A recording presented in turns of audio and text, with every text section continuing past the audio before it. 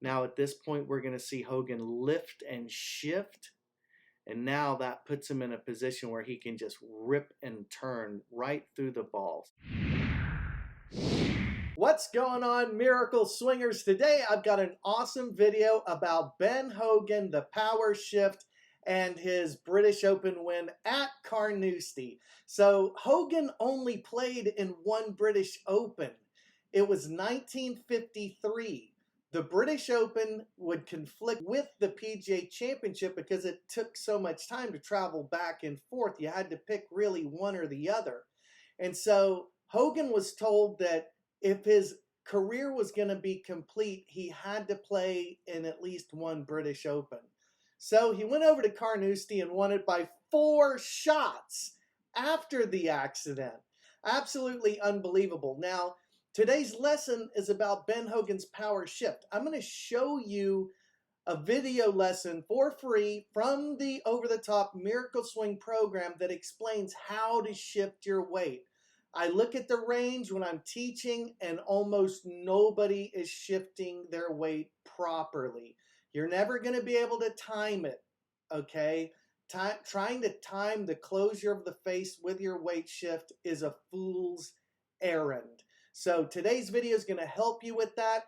Guys, the next over-the-top Miracle Swing intensive is August 24th and 25th.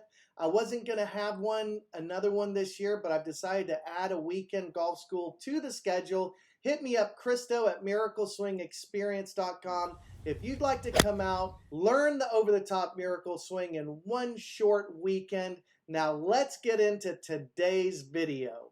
Too many people try and shift when they're all the way at the top of their backswing, and they try and time their shift with their downswing.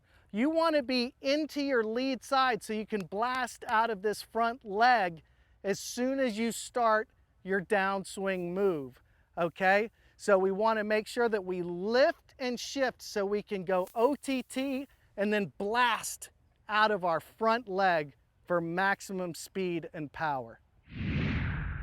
Okay, guys, let's talk about the incredible power shift of the one and only Ben Hogan. Now here we see the classic waggle, gets into the stance, and pow!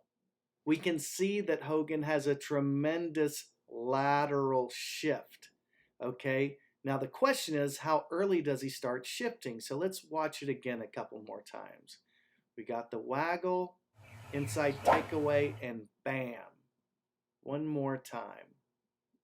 Waggle, inside, over the top, and bam. Just incredible.